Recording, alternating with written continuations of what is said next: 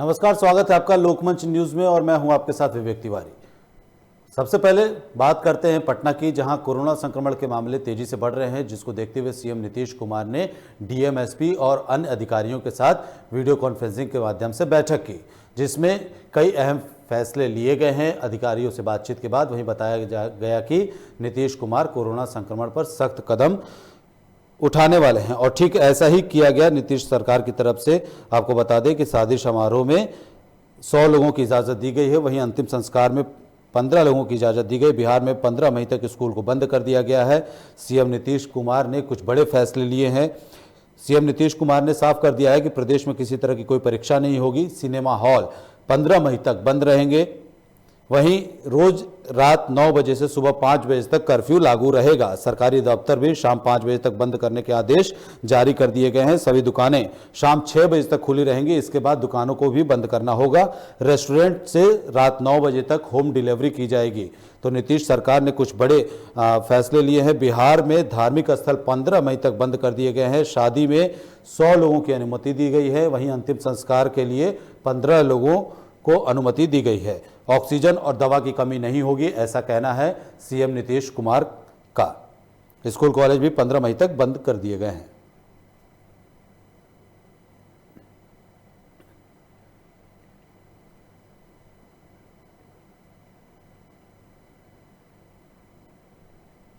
वहीं लखनऊ के चौक चौराहों पर वीकेंड लॉकडाउन का असर दिखा है। बता दें कि लोग ज़रूरत के सामान जैसे दवाइयां और अस्पताल जाते समय ही दिखाई दिए। वहीं वीकेंड लॉकडाउन के कारण लोगों ने अपने आप को घरों के अंदर कैद कर लिया। बता दें कि पुलिसकर्मियों और बैरिकेडिंग के बिना भी लोगों ने लॉकडाउन का 100% पालन किया है। पूरे इलाके में खाने के होटल और दुकानें सब बंद नजर आए। सिर्फ दवाइयों की दुकानें खुली हुई थी, जहां पर लोगों का आवागमन बना रहा। सबसे ज़्यादा सड़कों पर सायरन बजाती एम्बुलेंसों का आवागमन देखने को मिला है।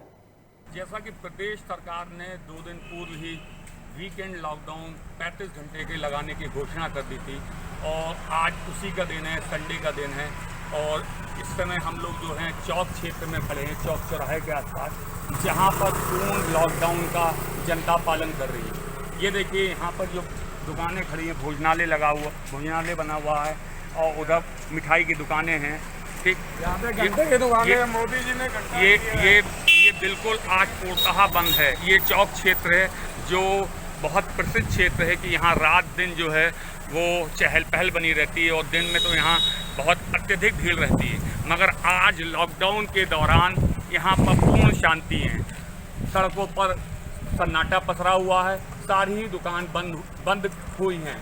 सिर्फ यहाँ पर जो है मेडिकल स्टोर जो हैं वो खुले हुए हैं और बहुत ही जो ज़रूरतमंद लोग हैं वही जो है यहाँ पर आकर अपनी दवाइयाँ ले रहे हैं अपने मरीजों के लिए। मैं ज्ञानेश गुप्ता, लोकमंच। वहीं कोरोना मरीज लगातार मिलने के बाद उत्तर प्रदेश सरकार ने पूरे प्रदेश में वीकेंड लॉकडाउन लगाने की घोषणा की थी, जिसके बाद पूरे गौतम बुद्ध नगर में वीकेंड लॉकडाउन का असर देखने को मिला है। बता दें कि बीती रात गौतम बुद्ध नगर कमिश्नर आलोक सिंह ने सभी डीसीपी, एसीपी और थाना इंचार्ज के साथ बैठक करके लॉकडाउन को लेकर दिशा निर्देश जारी किए थे। इसके बाद कासना अड्डे कोई पुलिस प्रशासन दिखाई नहीं दिया और लोग लॉकडाउन की धज्जियां भी उड़ाते हुए, कई जगहों से ऐसी खबरें सामने आई कि लोग लॉकडाउन की धज्जियां उड़ा रहे हैं। कासना का मामला बताया जा रहा है, जहां लोग लॉकडाउन की धज्जियां लोगों ने उड़ाई है।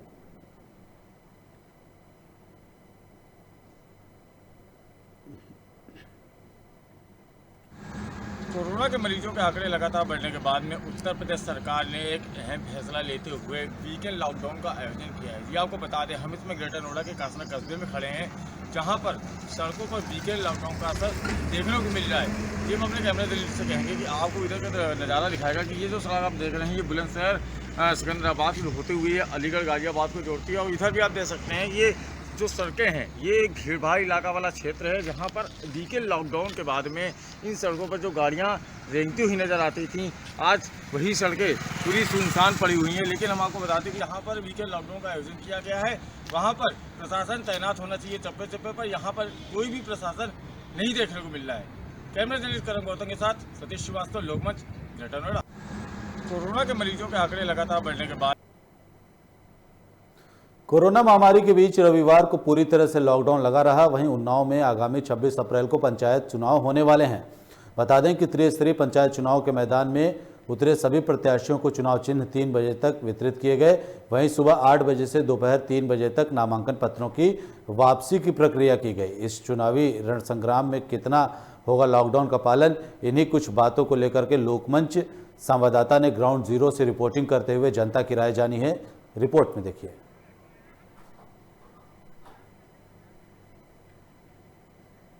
उन्नाव में लॉकडाउन लगाया गया है, यानी कि पूर्णतया सारे वाहनों को, व्यापार कारोबार को बंद किया गया है। सिर्फ जरूरी सेवाएं खुली रहने का आदेश दिया गया जिला प्रशासन की तरफ से। लेकिन आज उन्नाव जनपद में जो त्रिस्तरीय पंचायत चुनाव हो रहे हैं, वहां पर आज 18 अप्रैल के दिन उम्मीदवारों को यहां पर चुनाव चिन्ह वितरित किया जा रहे हैं। जरा हम मियाँगंज ब्लॉक के प्रांगण का नज़ारा दिखाएंगे। कैमरा में चाहेंगे नज़ारा आप दिखाएं कि यहाँ पर किस तरह से लॉकडाउन का पालन किया जा रहा है, किस तरह से कोरोना नियमों के गाइडलाइंस का पालन किया जा रहा है। आप देखेंगे मास्क तो दिख रहा है, पर 2 गज की दूरी अब नहीं जरूरी, क्योंकि चुनाव आम जनता के लिए जरूरी है। सरकार कहती है आम जनता को हम सुरक्षा मुहैया करवाना चाहते हैं, इसलिए लॉकडाउन लगा रहे हैं।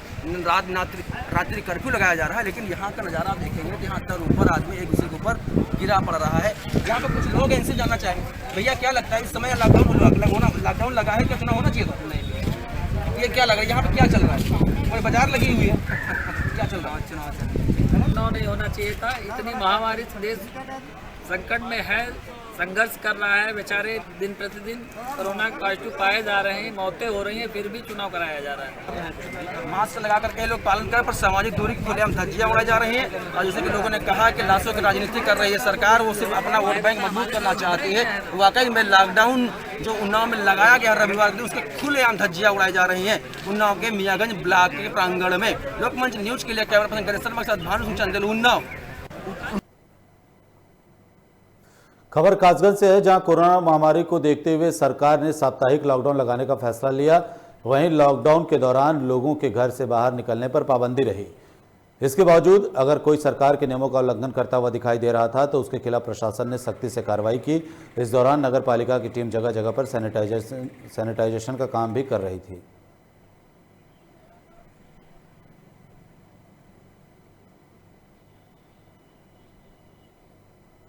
कोरोना महामारी को देखते हुए प्रदेश सरकार ने शनिवार रात 8 बजे से सोमवार सुबह 7 बजे तक वीकेंड लॉकडाउन लगाया है, जिसके चलते कस्बा में पूरी तरह सन्नाटा पसरा हुआ है। कहीं भी एक भी कोई दुकान नहीं खुली है और सब पुलिस प्रशासन पूरी तरह मुस्तैद है और इसका कड़ाई से पालन करा रहा है। मैं कासगंज से लोकमंच न्यूज़ के लिए जुम्मन कुरैशी। कोरोना देश में बढ़ते कोरोना के मरीज और बढ़ती हुई मौतों के डरावने आंकड़े आने लगे हैं। बता दें कि सरकार के फरमान को लेकर एटा जिलाधिकारी और एसएसपी दिन रात कोरोना से सतर्क रहने के लिए लोगों को जागरूक कर रहे हैं। वहीं वीकेंड लॉकडाउन के दौरान एटा में अग्निशमक अधिकारियों ने जगह जगह सैनिटाइजेशन किया और ट्रैफिक पुलिस ने मास्क लगाने के लिए लोगों को सख्त हिदायत दी। उत्तर प्रदेश में वीकेंड लॉकडाउन लागू कर दिया गया है, जिसके मद्देनज़र एटा में सड़कों पर सुनसान नज़ारा ही देखने को मिला, मगर कोरोना गाइडलाइन का पालन भी पूरी तरह से नहीं किया गया। लोग बस स्टैंड पर सैंपलिंग के दौरान बिना मास्क, सोशल डिस्टेंसिंग के दिखाई दिए। यात्री भी कोरोना जोखिम उठाते हुए बसों में दिखाई दिए। वहीं पंचायत चुनाव में तैनात होमगार्डों की तबीयत अचानक खराब हो गई, जिनको जिला अस्पताल ले जाने पर बिना कोरोना टेस्ट के ही लौटना पड़ा।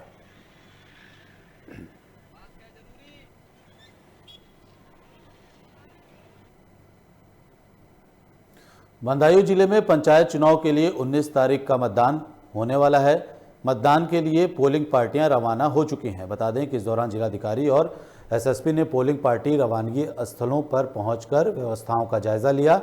इस बार जिले में जिला पंचायत की 51 बीडीसी, 1261 प्रधान पद, 1037 ग्राम पंचायत सदस्य पद की 12,861 सीटों के लिए मतदान होगा, जिनमें 19,39,780 मतदाता अपने मताधिकार का प्रयोग करेंगे।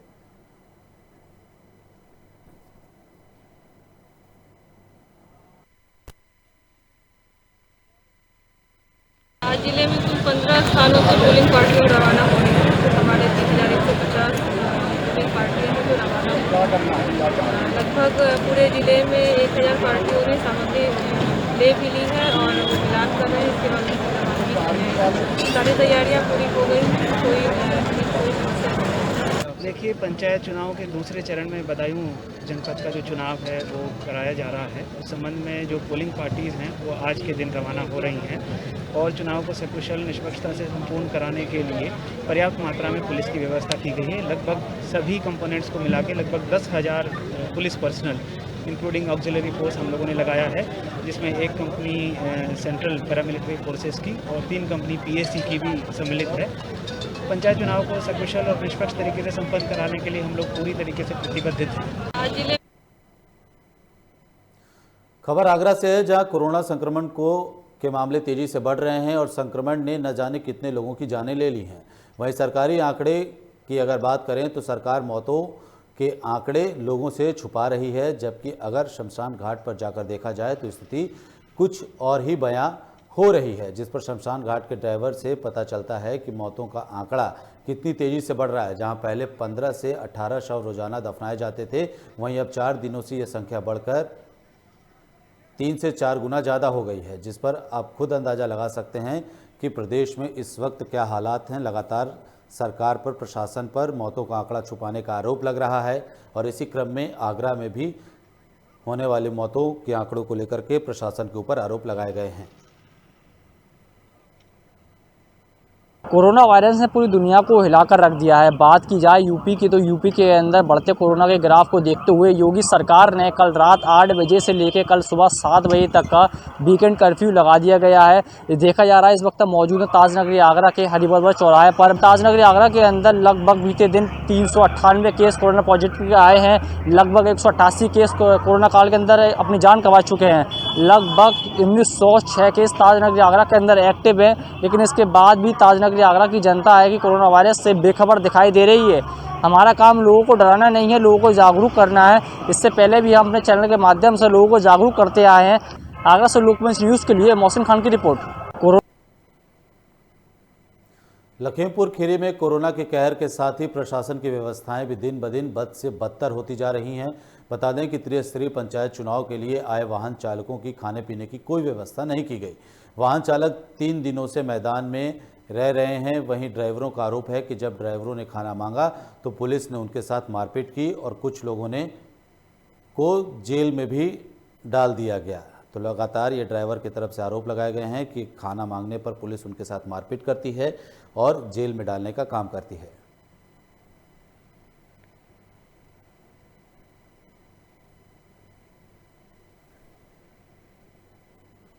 चुनाव में बुलाया गया है और हम लोग परसों आए।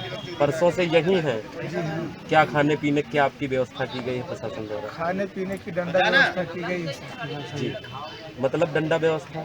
डंडा व्यवस्था जैसे हम लोग खाना पानी मांगते हैं तो लाठीचार्ज करते हैं। अच्छा। और पकड़ के ले जाते हैं, बंद कर देते हैं। चुनाव में बुलाया गया है।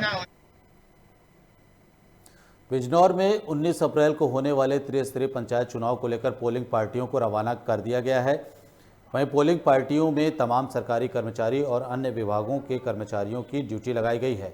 बता दें कि पोलिंग पार्टी रवानगी के दौरान अपनी अपनी ड्यूटी लेने के लिए जिले के सरकारी कर्मचारी कोरोना गाइडलाइन की धज्जियां उड़ाते हुए नजर आए और साथ ही सरकारी कर्मचारियों ने सोशल डिस्टेंसिंग का भी उल्लंघन किया।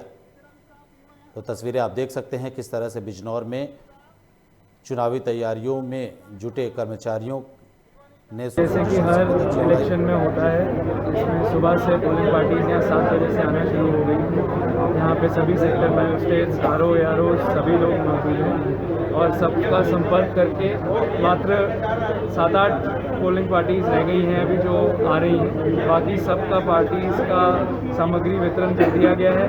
पार्टीज आपस में मिल रही है, पूरी तैयारी है और अब बस रवानगी करी जा रही है।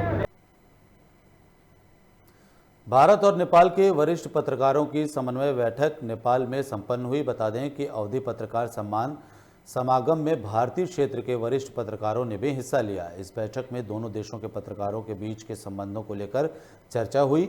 वहीं भारत के पड़ोसी देश नेपाल के बांके जिले में वरिष्ठ नेपाली पत्रकार माधवराव वर्मा ने करोड़ों की जमीन अवधि पत्रकार संघ को दान कर अवधि पत्रकार संग्रहालय बनवाने का ऐलान किया अवधि सम्मान के मौके पर नेपाल के पड़ोसी जिले बहराइच से वरिष्ठ पत्रकार कुंवर दिवाकर सिंह समेत कई पत्रकार भी मौजूद रहे।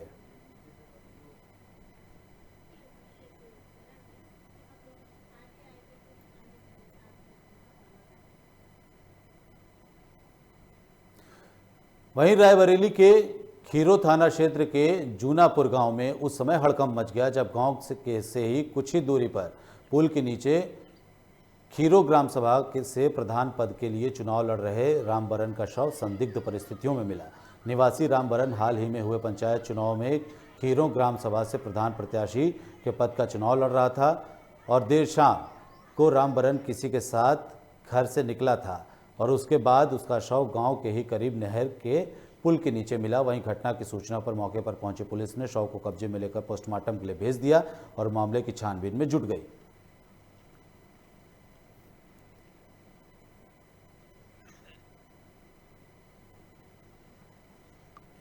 थाना खीरो के जैनापुर गांव से एक सूचना प्राप्त हुई थी।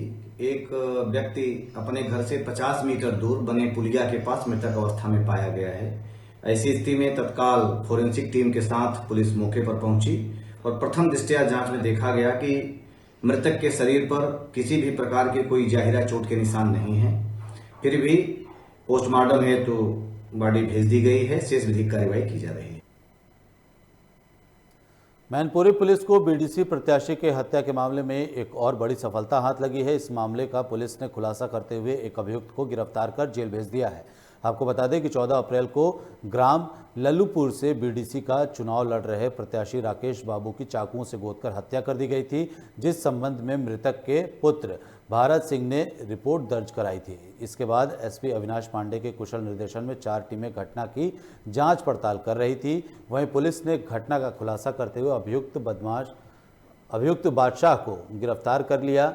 पूछताछ के दौरान आरोपी बादशाह ने बताया कि राकेश बाबू और उसकी पत्नी के अवैध संबंधों के चलते जिसकी वजह से उसने राकेश की चाकुओं से गोदकर हत्या कर दी थी। देखिए 15 तारीख की सुबह हमें एक सूचना प्राप्त हुई थी कि ग्राम लल्लूपुर जो कि थाना कोतवाली क्षेत्र में पड़ता है उसमें एक शव प्राप्त हुआ है।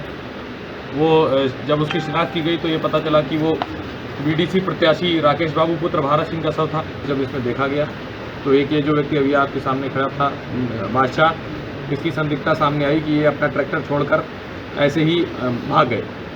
तो इन्हें पकड़ा गया। इनसे जब पूछताछ की गई तो इनका ये कहना था कि इनकी जो पत्नी थी इनसे मृतक के अवैध संबंध थे। वहीं मैनपुरी में संदिग्ध परिस्थितियों में गोली लगने से महिला की मौत का मामला सामने आया है। ये पूरी घटना किशनी थाना क्षेत्र के रामनगर की है। वहीं महिला की मौत से इलाके में सनसनी फैल गई। जानकारी के मुताबिक युवती अपने गोद लिए भाई के साथ रहती थी और किसी बात को लेकर भाई बहनों में विवाद चल रहा था। घटना की जानकारी मिलते ही मौके पर पहुंची पुलिस ने शव को कब्जे में लेकर पोस्टमार्टम के लिए भेज दिया है। वहीं पुलिस ने घटनास्थल से 315 बोर के तमंचा भी बरामद किया है। घटना के बाद भाई मौके से फरार है, जिसकी तलाश में पुलिस जुट गई है।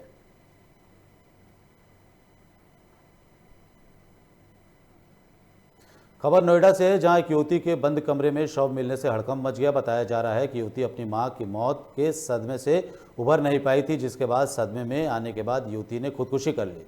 सूचना मिलने पर मौके पर पहुंची पुलिस ने शव को कब्जे में लेकर पोस्टमार्टम के लिए भेज दिया है और आगे की कार्रवाई में जुट गई है।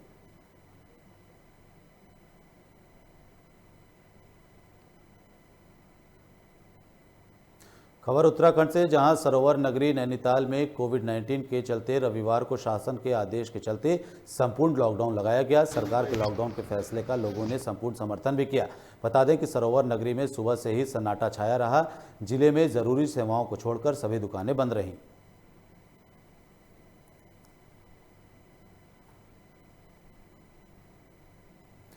खबर हरिद्वार से है, जहां कोरोना महामारी के बीच खत्म हुए महाकुंभ में हजारों साधु संतों को कोरोना पॉजिटिव पाया गया है। वहीं तीनों अखाड़ों के संतों ने कोरोना के बढ़ते मामलों को देखते हुए महाकुंभ समापन करने का ऐलान किया था, जिसके बाद राज्य सरकार ने उत्तराखंड में रात्रि कर्फ्यू 9 बजे से सुबह 5 बजे तक लागू कर दिया है। वहीं उत्तराखंड राज्य में अप्रैल के प्रत्येक रविवार को लॉकडाउन लागू करने का फैसला किया गया है।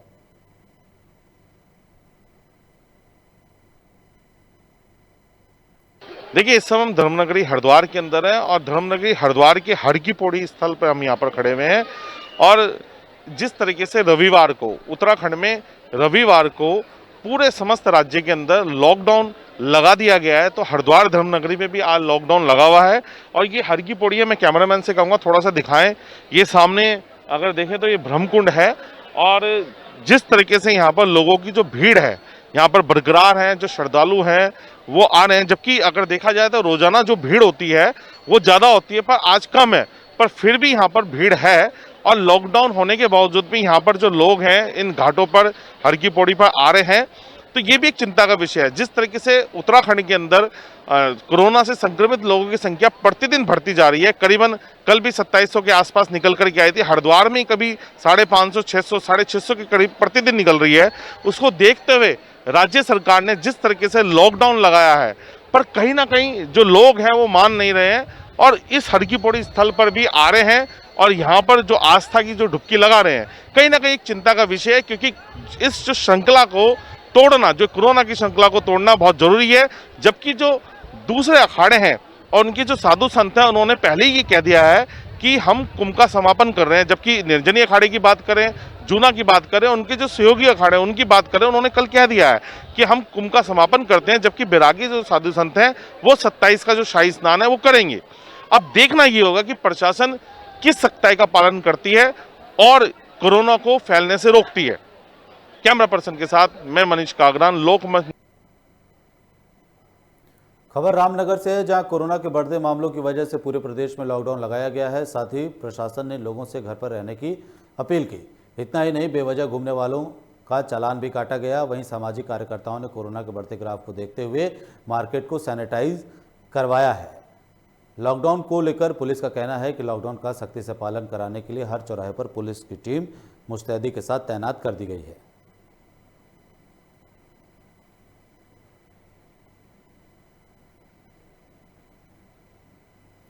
टेहरी के राजकीय सुमंत संयुक्त चिकित्सालय नरेंद्र नगर में भर्ती 20 कोरोना पॉजिटिव मरीजों के भाग जाने से जिले में के स्वास्थ्य महकमे में हड़कंप मच गया। बताया जा रहा है कि 20 कोरोना पॉजिटिव मरीज देश के अलग अलग राज्यों से हैं और इनमें 2 उत्तराखंड के भी हैं। मरीजों के गायब होने का पता अस्पताल प्रशासन को 17 अप्रैल को तब चला जब मरीजों की देखभाल के लिए डॉक्टर वार्डों में पहुंचे। इस घटना के बाद अस्पताल में पुलिस बल तैनात कर दिया गया है ताकि दोबारा ऐसी घटना ना हो। लेकिन अस्पताल प्रबंधन की ये बड़ी लापरवाही सामने आई है जब 20 कोरोना पॉजिटिव मरीज अस्पताल से भाग जाते हैं और किसी को भनक तक नहीं लगती।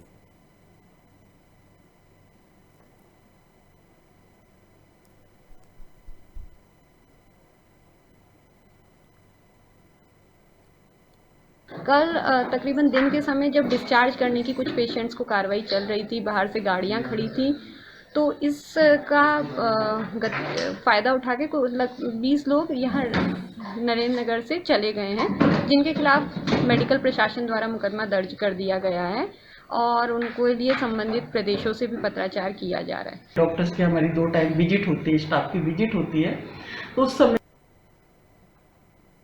देश भर के साथ साथ देवभूमि उत्तराखंड में भी कोरोना की दूसरी लहर शासन प्रशासन के साथ साथ आम जनता के दिलों में भी दहशत पैदा कर रही है। इसी के चलते राज्य सरकार के द्वारा प्रदेश में देहरादून को छोड़कर अन्य जिलों में रविवार को साप्ताहिक लॉकडाउन के ऐलान के बाद लॉकडाउन का असर प्रदेश के अन्य स्थानों के साथ साथ काशीपुर में भी देखा गया। काशीपुर में शहरी और ग्रामीण दोनों ही क्षेत्रों में साप्ताहिक लॉकडाउन का व्यापक असर रहा। बता दें कि साप्ताहिक लॉकडाउन के दौरान काशीपुर की सड़कों पर सन्नाटा पसरा हुआ रहा।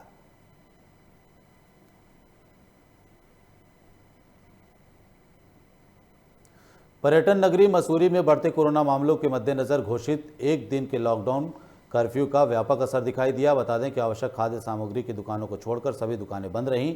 मसूरी के व्यापारियों और नागरिकों का प्रशासन को सहयोग भी मिला है। मसूरी देहरादून हाईवे पर कोल्हू खेत चेक पॉइंट पर पुलिस ने हर आने जाने वाली गाड़ी की मुस्तैदी के साथ चेकिंग भी की।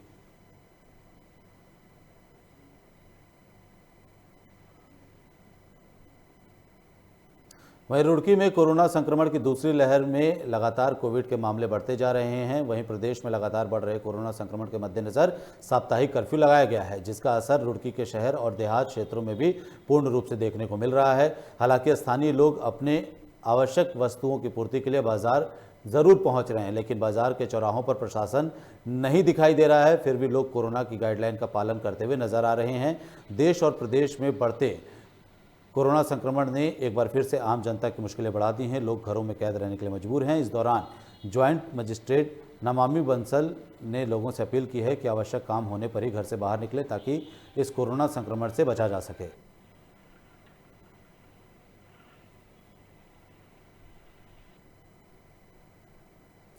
खबर रुड़की से है, जहां गंग नहर कोतवाली क्षेत्र के रामपुर चुंगी के सब्जी मंडी में एक चोर ने दुकान से खजूर का पैकेट चुरा लिया। चोर द्वारा की गई चोरी की यह घटना पास ही लगे सीसीटीवी कैमरे में कैद हो गई। जब दुकानदार सरफराज ने पैकेट गायब होने देखा तो उसके होश उड़ गए, जिसके बाद उसने सीसीटीवी कैमरे चेक किए तो पाया कि एक चोर खजूर का पैकेट को चोरी करता हुआ साफ नजर आ रहा है।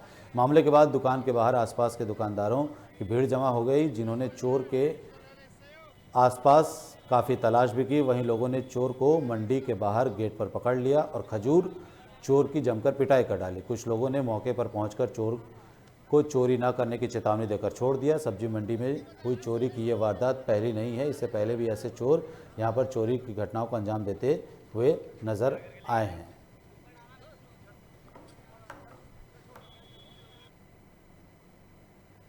फिलहाल इस बुलेटिन में इतना ही। आप देखते रहिए लोकमंच न्यूज, क्योंकि यहाँ खबरों का सिलसिला लगातार जारी रहता है। नमस्कार।